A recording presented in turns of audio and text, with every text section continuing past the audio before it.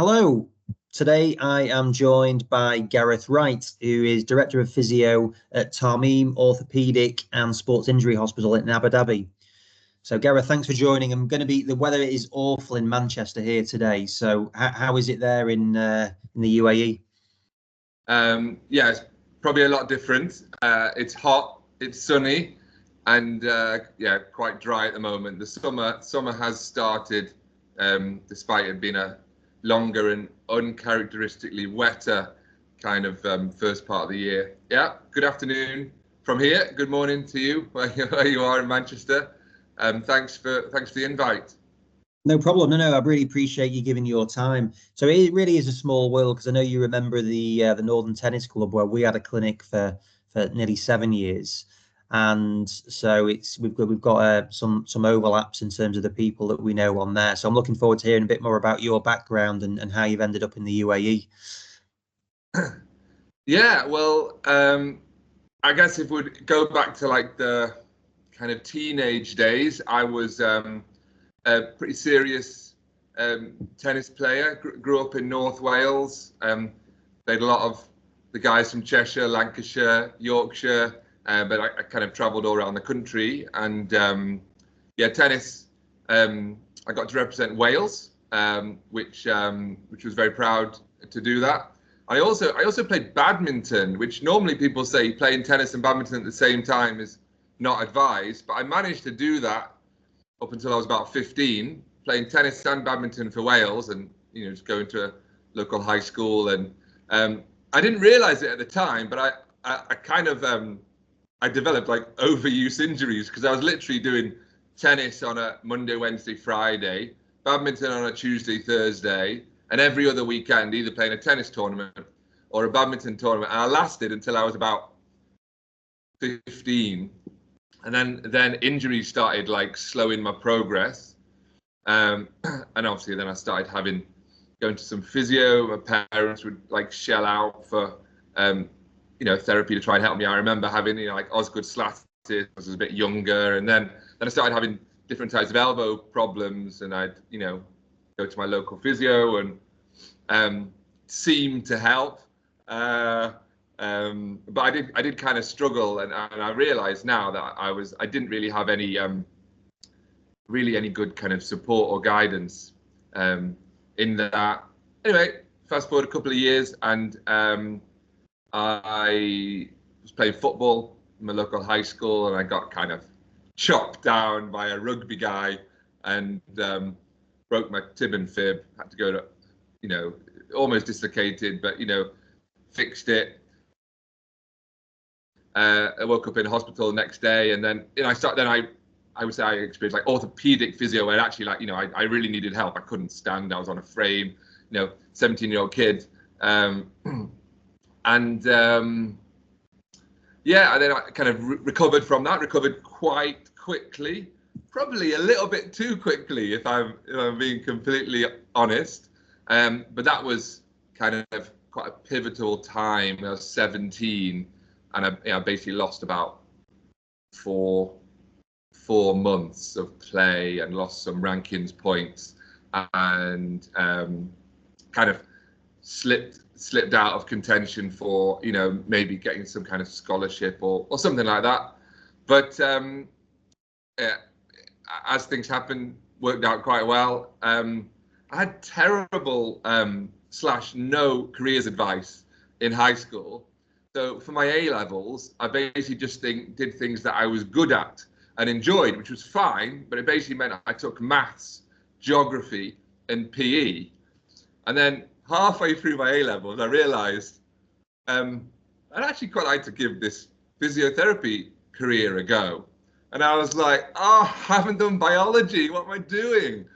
So I was looking through like the prospectuses, and about 90% of physio courses basically said biology is mandatory, and quite a lot of them were quite happy with PE, but they were saying, it's a health science, you need biology. And then a few of them, I think only about 5 or 6 at the time, basically would accept maths as a pure science. So even though I should have done biology at A level, I managed to get in to Nottingham University with maths and PE, and geography was just an interest. But before I didn't actually go straight away. Because I didn't my predicted grades I think were 3 Bs, and you needed 3 As or 2 As and a B to get in at that time. So I took a gap year and I signed up with with a company that basically sent 18-year-old kids around the world to like work on projects, and I got sent to New Zealand. Well, not sent. I applied, went to New Zealand, worked in a boys' boarding school in Hawke's Bay area, North Island, a beautiful kind of wine area called Napier. I lived there for a year, 18-year-old, with a couple of other guys and girls, and we had an absolute whale of a time. We were assisting or helping teachers, and travelled on the weekends and in our school holidays. And then I got better grades than I was anticipated. So the next year I was able to kind of like, just apply and get straight in. And then off I went to Nottingham. But I kind of felt like, having grown up in North Wales and experienced a decent amount of kind of opportunities, I was kind of thrown into a completely new environment, kind of in New Zealand for a year, and then obviously came back, and then went to Nottingham. Had a great 3 years there. Really good friends. Met my wife there. We kind of did university together, so to speak. We kind of grew up together. We met when we were 19. Is she a physio as well? Yeah, she was on the course. So she's not a physio anymore, but she did the course together, and a lot of shared experiences. And then a year later, after graduating, we got married, and we kind of always said to each other, like, I think she was slightly jealous that I had a gap year before university and she didn't. So she was like, I'd like to travel as well. Let's save some money, and we can go exploring together. So I worked in the NHS for a couple of years, saved some money. She did a PGC, became a teacher. She saved some money. We were like, double income, no kids at the time. And then we basically bought a round the world ticket from like On the Go or something. Anyway, I remember researching it all. Bought a round the world ticket that gave us like 7 or 8 stops to kind of travel to and from, and we were very excited about that. And then a couple of people that we knew kind of challenged us to say, well, you're going to have some fun, you're going to explore, but why don't you also consider kind of working or volunteering kind of as part of that adventure? We basically planned to have like an academic year. My wife was a teacher, so it made sense to kind of be away August to August for her job opportunities. So we actually, once we booked our tickets, we then realized we can do that. And we did a couple of months of volunteering in West Africa, which was really good. I basically volunteered in a kind of a community clinic, like completely out of my comfort zone, but as a physio. Yeah. And they basically had doctors, nurses, and kind of very basic health educators. And I was the volunteer physio. They basically put an advert out for we can't pay anybody. We need like someone to volunteer to come and help us with some education programs and some giving us some basic kind of advice and therapy ideas. And I'd only been working for a couple of years, but I was able to help in a simple way, and it was very rewarding. Mainly dealing with like weird and wonderful neurological conditions, or just kind of people that are medically deconditioned after HIV or malaria, or just things that are probably managed much earlier in first world or the Western world, so to speak. But yeah, and then we traveled through Africa, which was amazing. We were on like a truck. We had a cook, we had a driver, we had a guide, and not 12, 13 other people traveling through Africa, and then flew to Australia, and it took a little bit of organizing, but I got like a working holiday visa, and I got temporary registration in the state of New South Wales, basically to allow me to work as a physio in Sydney. And I think I got a job from Physio Bob, or some website where you could just sign up. And I actually ended up working for a chiropractor as their like physio service. And we did that for 3 or 4 months, got together some more money, and then traveled South America and home. We got back home with 50 quid in our bank balance. Nice. So it was a break-even year, but like you know, an amazing kind of time, you know, before we started thinking about kids, and before you know, stresses of life and getting becoming more of an adult. Yeah, I think those trips are great. I mean, I did one, but I didn't. Like you having that profession is, I guess, really helpful, because you can go and get a sort of proper job, so to speak, rather than I did like gardening, worked in a call center, these various things, which I still found very useful. I think I learned loads from just being away and doing any sort of job. I think you learn something from everything. Like you mentioned, it was rewarding. Like what do you think you took away from the time, both in like in Africa, but also the rest of the trips that you've done?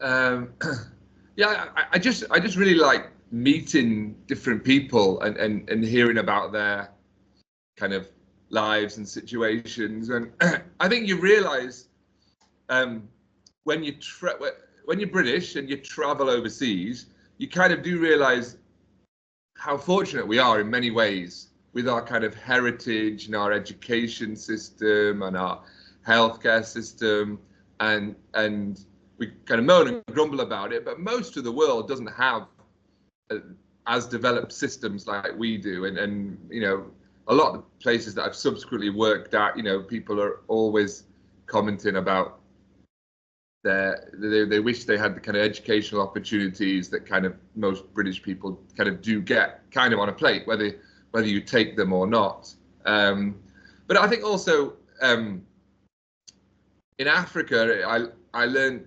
communication skills, and obviously this was either sometimes it was verbal if they had a level of English, but a lot of it would have just been non-verbal communication, and like reading the room. Like you go into somebody's kind of mud brick house and they've the kids on the floor in the corner, and you're kind of just pointed in that direction, and you need to kind of go and assess him and find out what's going on. And you need to be able to pick up like what else is kind of going on in the background, and you know, who are the decision makers in the household, and who do I really need to kind of give certain information to, or certain information not to.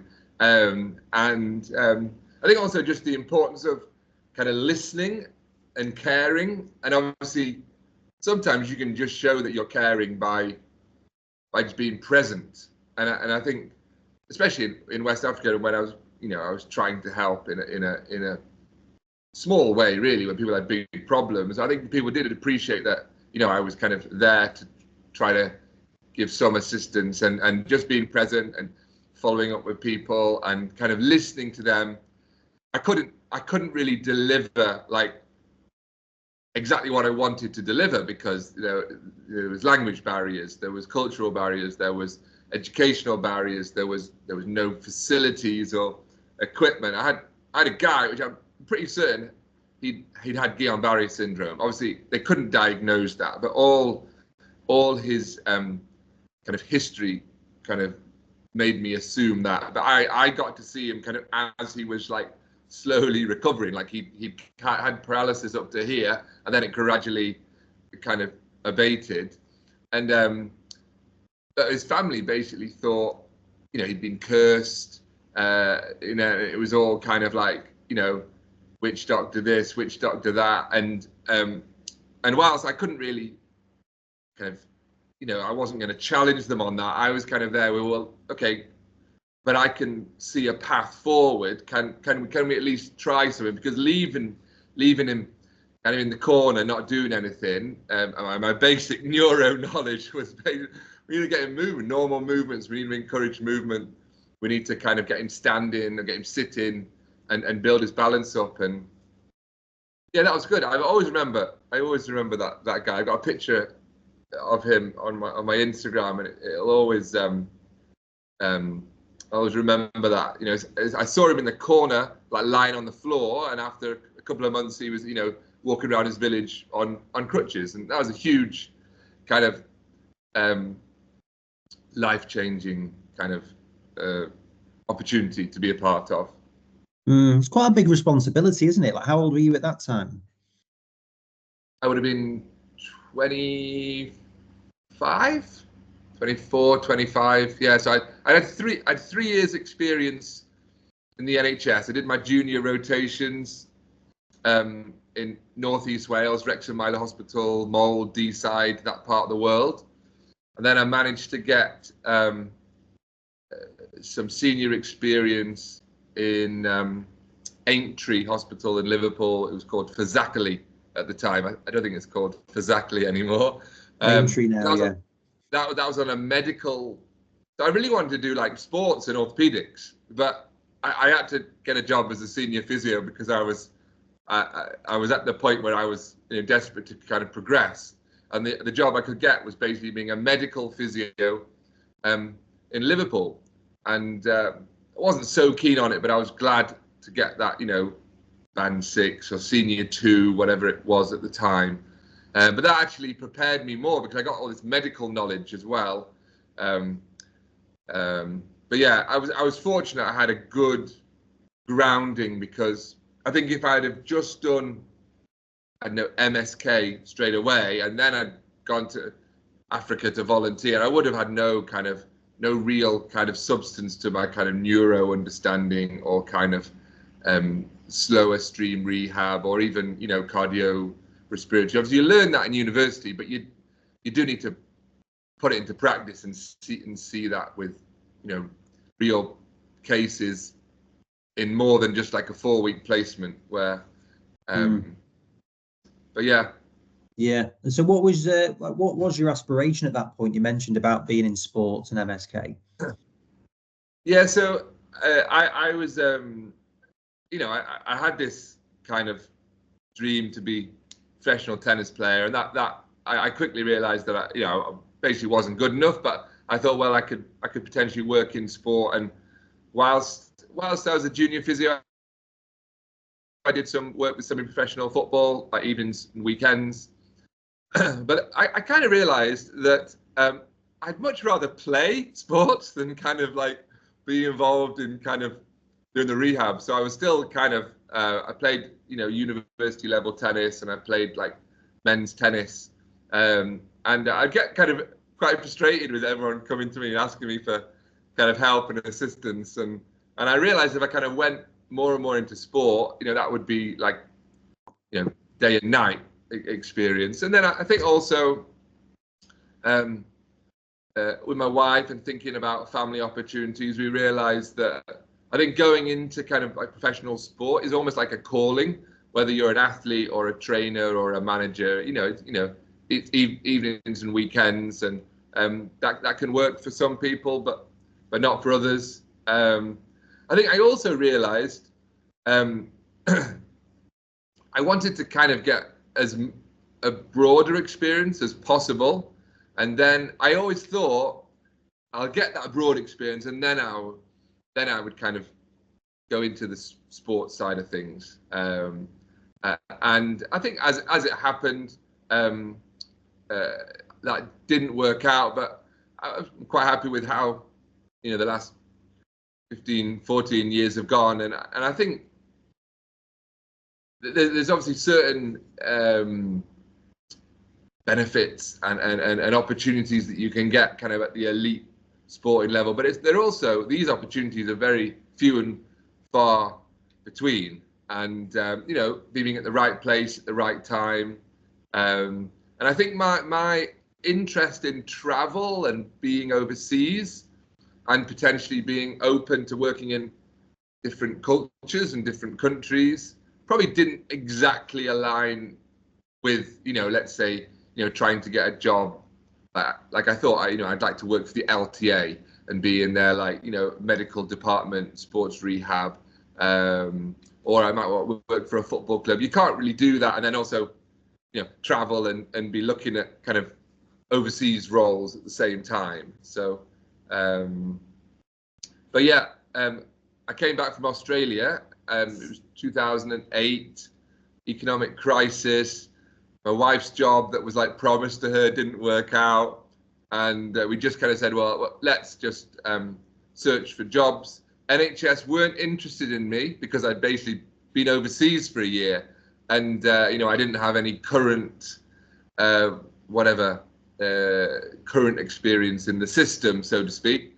But I found a lot of private companies that were very interested in me, and I got a job not a million miles away from you with Dave Roberts Physiotherapy, which he had about 3 or 4 clinics around Manchester, and we moved to Manchester, and we had a great 2 years working in private practice, general population, kind of injury claims, and then also I did a bit of occupational health, and I did a little bit of sports as well. So I kind of got a really good balance there, and had a great 2 years working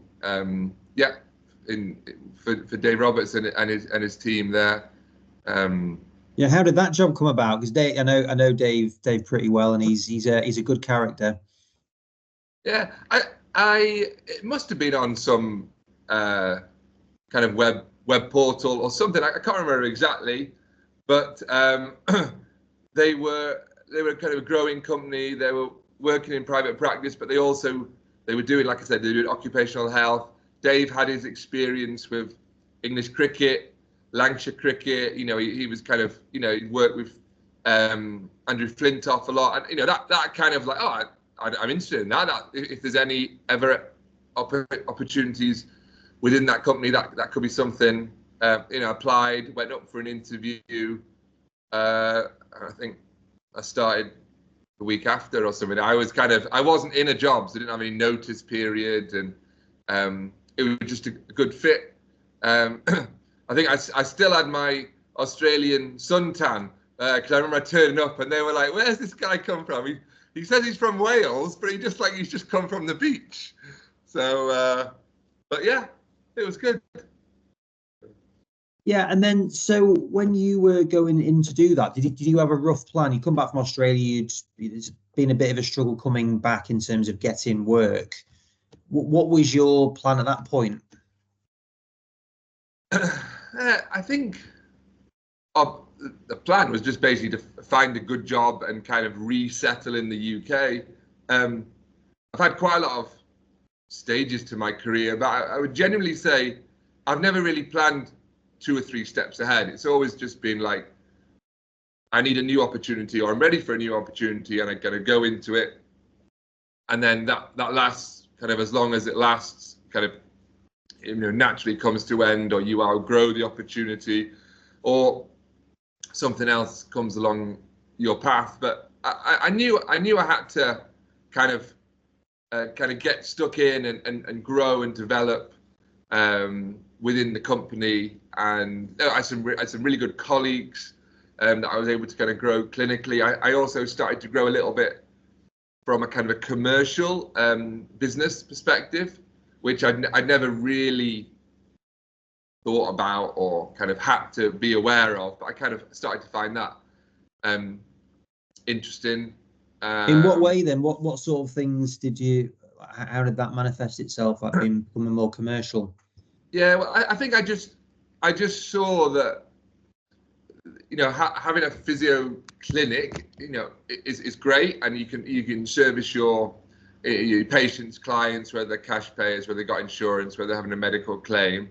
But obviously, if you kind of want to kind of grow and develop a business, you need to have kind of multiple streams or opportunities. And what what the company Dave Roberts was able to do really well is they kind of partnered with kind of industry. So I remember kind of covering for somebody that worked at a big catalogue company in Manchester Evening News Arena, and they had a huge kind of 200, 300 office staff that basically the company was able to provide occupational health to, and yeah, just seeing opportunities to kind of optimize people's health, bring value, and then obviously they did sporting events as well, and there was different things that Dave would kind of have opportunities to get involved with. He was very, very well known within cricket. I think they started to do some kind of charity stuff in relation to cycling. When I was there, I kind of nudged him towards like tennis opportunities, and then he would like throw some of these my way as well. So getting to massage Martina Hingis is quite a good perk. Well, we weren't going to talk about that, but there was a kind of not a pro-am, but basically ex-professionals, Richard Krajicek, Mansoor Barami, Martina Hingis, some kind of older Australian dudes that came to the Northern in Manchester a couple of weeks before Wimbledon, and we were kind of selected to do like the on-site sports physio, and I couldn't believe it when Martina Hingis basically said, "I need a rub down. I'm getting on the getting in the taxi to go to London, going to Wimbledon in a couple of hours. I need a rub down before I go. You're the physio. Let's do it." And I was like, "Yep, okay, let's do it." And then it was we just chatted away, and I did what I had to do, and I think I told the rest of the team a couple of days later, and I don't think half of them believed me, but then the other half were jealous, and then there we go. I've got a picture of it. I got a picture of me with her anyway. So good memories. I think I was a lines judge at one of those games. I think it's on Krajicek, and I had to like trying to get Krajicek's serve. It's not an easy one to call in or out. Yeah, great opportunity. But I think I love that opportunity, but I kind of also realized, whilst I love it, I wouldn't want to do this day in, day out. So it was nice to kind of like mix things up, and I kind of realized that my personality and my direction in life was I always want a bit of variety, and I always want to be trying different things, and that's probably why I've moved around so much. But good experience. But then I realized, I'd like to do more, and that's one reason that kind of prompted, me and my wife to then think, oh, we've been in the UK another 2 years. Like, what other opportunities are there? And when we were living in Manchester, we kept on bumping into loads of Gulf Arabs, so like Saudis, Emiratis, Qataris. They're generally coming for like the business school, or they do like a placement, learn English, and I got to know them. And then we were like, started hearing about UAE, Dubai, Abu Dhabi as like places where you could potentially work. So started looking into it, and we also realized that my wife is a teacher, very easy to get a job, but there's lots of jobs available if that's something that you're kind of up for. So in 2011, we much to Dave Roberts and the rest of the guys at the clinics kind of confusion or annoyance, I kind of handed him a notice in and said, we've got an opportunity overseas, and we're gonna kind of make the move. We didn't have kids at that time, and we were kind of financially free, and we were kind of ready to travel again, and flew out to the UAE, but actually started working originally in the Sultanate of Oman. It's going to sound quite strange, but I did an Arabic course to learn kind of conversational Arabic, and And whilst I was doing that, I came across an opportunity at a medical centre. I basically got to know the CEO of the medical centre, who was actually an English teacher, an Omani guy, English teacher who did a master's in Sheffield or Leeds. I think it was Leeds, actually. So, you know, I'd just come from Manchester. He'd been a student 10 years previously in Leeds. He now was operating a medical centre, which is now a hospital. And yeah, we basically went into a little partnership where I basically opened up a physio centre in his hospital. It started off just being me. Now, it sounds quite odd, but in this part of the world, and I think in lots of places, it's kind of connecting with people. And if you can kind of hit it off and you have a kind of a shared kind of interest, or you kind of feel like you're aligned with people, you can actually, you can go quite far. So it wasn't particularly planned. The plan was go out for a holiday, learn a bit of Arabic, see what we can do, look for job opportunities, rather than just like kind of searching online. We kind of wanted to we had a bit of time basically to do this. And this job came up and I was able to study Arabic and then work, and my wife got a job, and it just fell into place. Did that for 2 years. And but then I realized I needed to kind of grow in a kind of a bigger organization, and I wanted to be in a hospital setting as opposed to a clinic, just to be exposed to more things. Thought about going to Saudi, but in the end went to Qatar, went to Doha, and had 3 really interesting years working in a government hospital, so government healthcare in Doha, 2013 to 2016. I was in the healthcare is largely segregated male and female. So I was in a male orthopaedic physiotherapy department, me and about 40 other kind of male physios from India, Pakistan, Philippines, kind of Jordan, Palestine, Egypt, Syria, and there was one guy from Czech Republic, and me. So I kind of stood out. But by this time, I was able to kind of converse in Arabic, and I'd kind of had my international experience. And actually, I realized that even though my experience is a little bit here, there, and everywhere, it's actually each place or location I was at kind of helped me grow and develop. And it's almost like a puzzle being put together. A lot of my really close course mates from university, they've basically stayed in the same job, stayed in trust for the last kind of 18, 19 years, whereas I've had about 10 or 11 different jobs. But it's basically made me kind of more adaptable. And I think in this part of the world, it can be a little bit like sink or swim kind of scenario. You don't get the kind of general support or kind of mentoring. There's not so much of a kind of a natural career progression. You kind of, in this part of the world, you're paid very well and you're expected to kind of work and go for it. So, but I'd already had, a good 8 or 9 years of kind of building my experience up. So, yeah, I kind of enjoyed that. My son was born in Doha, so that'll always be a special place. And I was very fortunate. Went to the World Cup 2 years ago. Stayed with some previous colleagues of mine.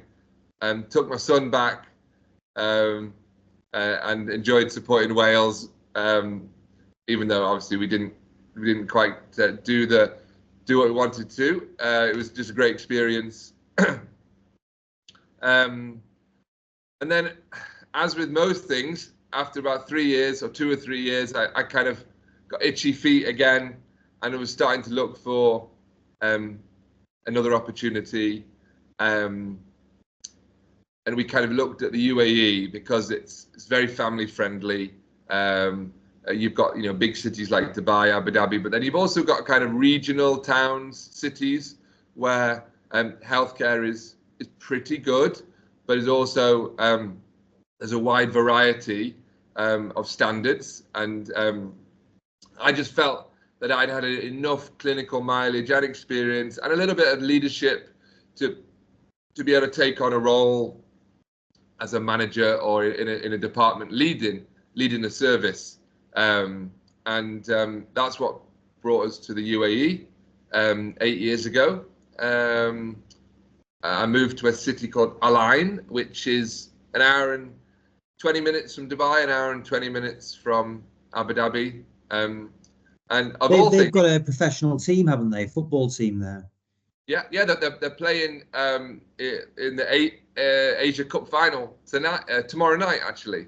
Yeah, they play in purple, a little bit like Fiorentina. But they've got a very historic football club for the region. And actually, the city of Al Ain is where Sheikh Zayed, who the founder of the UAE, actually came from. So it's got a lot of history, and almost 1 million people here. So it's not a small place. And I got a job, of all things, in a women's and children's hospital. So I went from a male orthopaedic hospital working in government health in Qatar to kind of private health, women's and children's hospital in a regional town in the UAE. But it was a great opportunity and something that I was ready for the next step.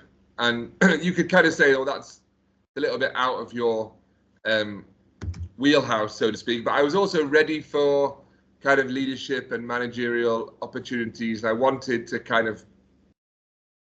grow people and build teams. And what I haven't told you, along the side, I think I'm like I'd love to go into business and be an entrepreneur, but my opportunities have been more kind of working for companies and people or government entities. But I'm trying to be as creative and as kind of commercially and business savvy as possible. And I also like to kind of see kind of how things interconnect. So I was very fortunate to be kind of given this kind of opportunity to lead a team and grow a physiotherapy department in a women's and children's hospital. And I basically pulled from a few different, I guess, mentors or people in the physio business space. And that probably started from, the likes of Dave Roberts and what he was doing in Manchester. But then I started following a guy from Australia called Paul Wright, same surname, but no relation, and just started learning about kind of, business and healthcare and how to, build teams, how to build culture, how to grow things. And even though I wasn't the owner of it, I kind of had a financial responsibility and accountability, and I wanted to do that to the best of my ability. And I realized that to do that, I had to kind of come outside of physio, so to speak, and actually have maybe a more broader awareness and understanding of healthcare leadership and management, and maybe small to medium-sized business knowledge and understanding on marketing, unique service provisions, kind of sales type approaches for your kind of administrative team, and then also looking at kind of specializing and actually getting away from trying to do everything to everybody and being kind of like a market leader in your niche. And I basically came to this women's and children's hospital. So I realized, even though I'm like let's say more of a sports orthopedic physio, all our potential referrals or easy referrals and all our kind of customers, clients, patients were actually pregnant or postpartum women, and or that kind of their children a couple of years later. So rather than trying to turn the physio department into kind of a solely MSK ortho department, I started growing a women's health kind of specialty within physio, which nobody had ever heard of in our town. Like the way the hospitals were, you'd basically just have some big companies with branches and some smaller companies, and they'd all do a little bit of everything. But I was like, no, we can specialize here. We've got the kind of the lion's share of the patients coming for maternal health and deliveries and postpartum care. Let's build like a physio service around that. So that's what I did. So for that thing then, so like when the people at Dave Roberts, Paul Wright that you'd looked at, what would your advice be for other people that want to get into leadership and developing, whether it's a business or whether it's leading another business? Yeah. Well, I think the principles of kind of developing people, building organizations or companies, these are kind of generic principles that you don't need to be within a physio bubble to kind of learn and be aware of. And I actually think being inquisitive and asking people in other industries and other areas, you're going to actually learn a lot more from that. So just being kind of inquisitive and open to learning from others. I think surrounding yourself with, it's quite popular now, this phrase mentors, but basically just good people that you can ask advice from. And what I'm seeing more and more is if you happen to ask the right question to the right person, they're gonna like reciprocate that. They're gonna be like eager to kind of maybe help you or assist you or guide you, and if they can't or they don't want to, that's fine, but try it again with somebody else. And you're not gonna ask the first person to help you and they give everything on a plate. So you do need to kind of like network with people and build relationships. But I think having kind of a broader kind of understanding on, let's say for this topic, kind of health, business, kind of where your customers are coming from, what the kind of the payer sources, how the kind of the contractors or the other interrelated businesses connect with you. You can learn that from plumbers. You can learn that from people who run in IT companies. You can learn that from people in education. And then you can apply it maybe specifically. So I think what I was able to do was to have some like physio specific kind of business advice and mentoring and help, and then also some generic kind of worldly wisdom and advice. And also I think what I've realized is there's so many roles in healthcare and so many roles in physio, and I'm proud to be a physio and I enjoy being a physio, but I also see myself kind of growing out of that in time as well. So I'm constantly trying to have good connections with people within and outside of the industry to see where I can kind of grow and moving forward. Yeah. In terms of like managing teams, like you've got I presume a multilingual, multicultural team that you're responsible for. So in terms of growing and developing them, like how do you do that? Yeah. So I've recently just moved to a new organization, but previously I had a team of 21, and we were from 13 different countries. So like you said, it's very multicultural. Languages were predominantly Arabic, English, and kind of Hindi or Urdu. And I think what really helped me there is that I didn't start with 20 people. I started with 3, and then we gradually added. And as we added, obviously, we added for skill, for competency, but we also added for, I guess you could say, cultural fit. Not in the sense that they had to be from a certain culture, but they had to be on board with the general approach that we were trying to do, which was basically activity promotion, getting you moving, keeping you moving, being empathetic, communicating well with our patients, and also just maybe not taking ourselves too seriously. So these are things that when I was talking to people, does this resonate with you? Some people looked at me strange and they'd never heard this kind of stuff before. Other people were like, yeah, that's great. That's really what I want to do.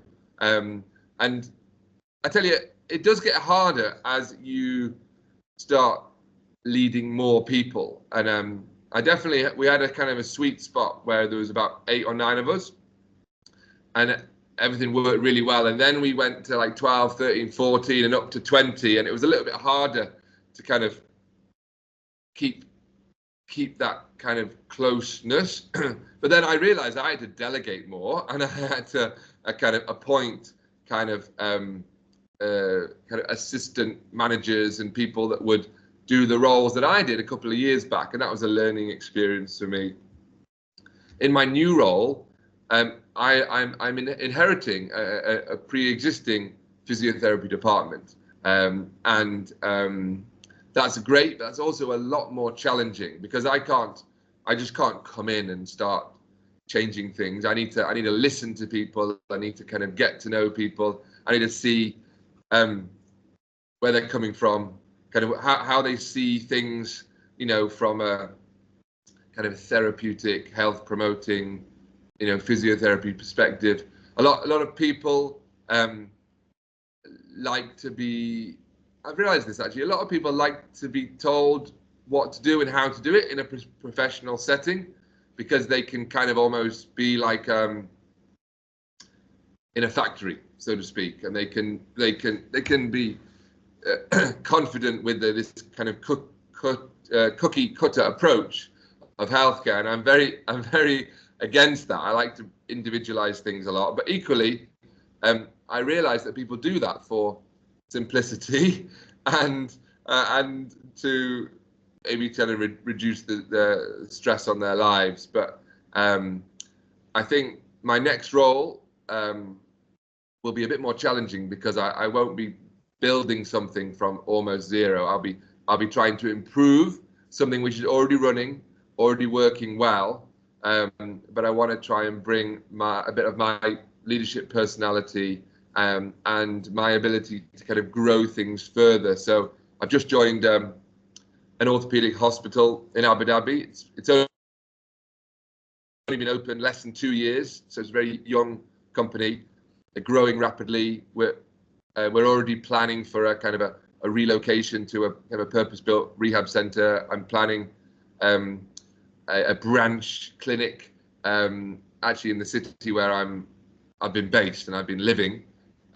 So we're going to be going to a multi-site model very soon, and obviously I'm tasked with bringing all the physiotherapists and the physiotherapy assistant and maybe the rehab techs or sports physios or sports specialists that we bring on in the future, kind of bringing them all together, working on shared values, core values, kind of clinical competency structures, but not necessarily like copy paste of kind of, this is how we've done it here, so we're going to do it here also.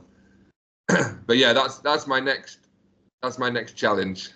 No, yes, it's a big one. So yeah, it's really interesting. Your background is quite a unique one, and you've gone through a number of different environments. What would your advice be for people, I suppose, particularly related to working in the Middle East, and would you recommend it? How would people do it, and how do you best cope? Because you say you felt maybe isolated or not as supported as in the UK or other areas. Yeah, I think everyone's different. Everyone has different reasons for kind of relocating. I would say come into the Middle East with 2, 3, 4 years experience minimum will set you up well. You generally can't come here with less than 2 years experience, because that's kind of linked to your license. You need 2 years of home country experience.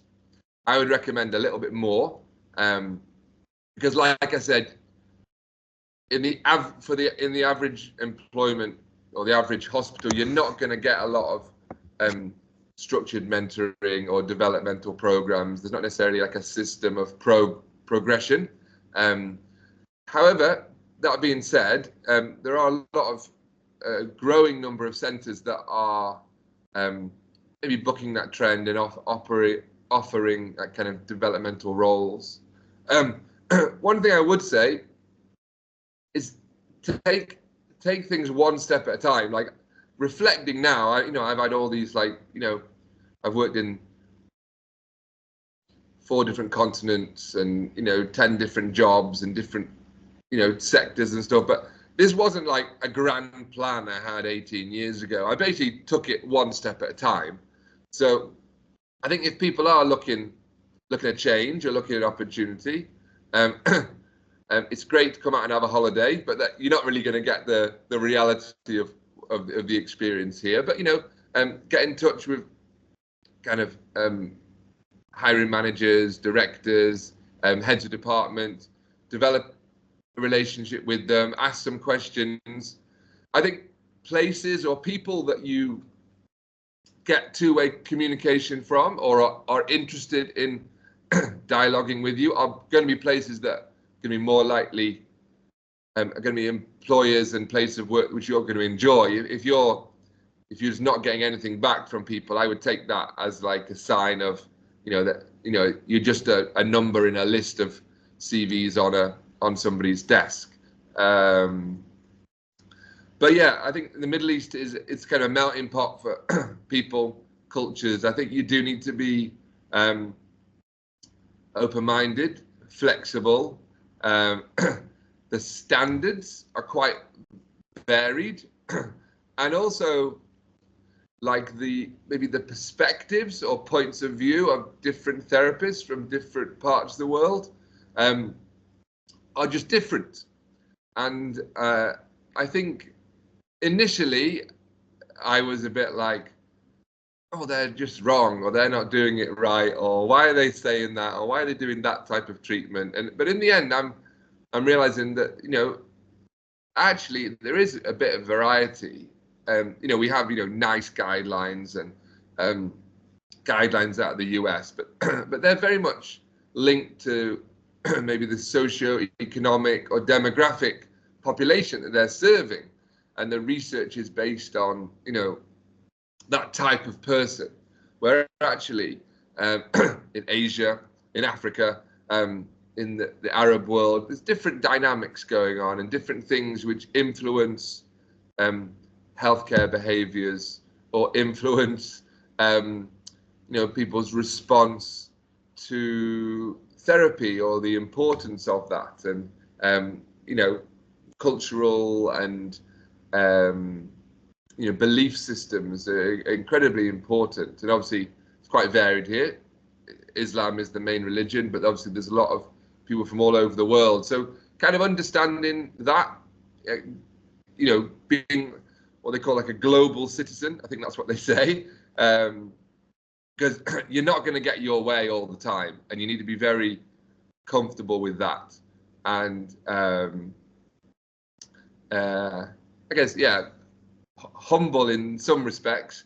You can have your like non-negotiables, or you can have your things which you're going to swear by, but it needs time and a relationship to be able to kind of try and infuse that to others. And sometimes you just need to not go there. If someone's doing a good job but they're doing it in a different way, and the patients are happy and you're achieving your objectives, maybe just, and this is, I'm talking to myself here, take a step back and say, oh, what could I learn from that, or how could I use that in my practice or my context?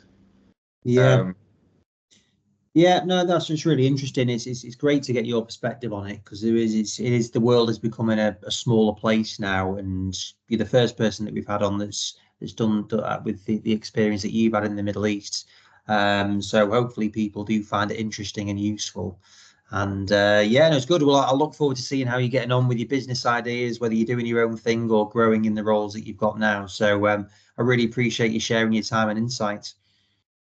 Yeah, no, thanks very much. Great to see you. Likewise, brilliant. Thanks, Gareth. Bye bye.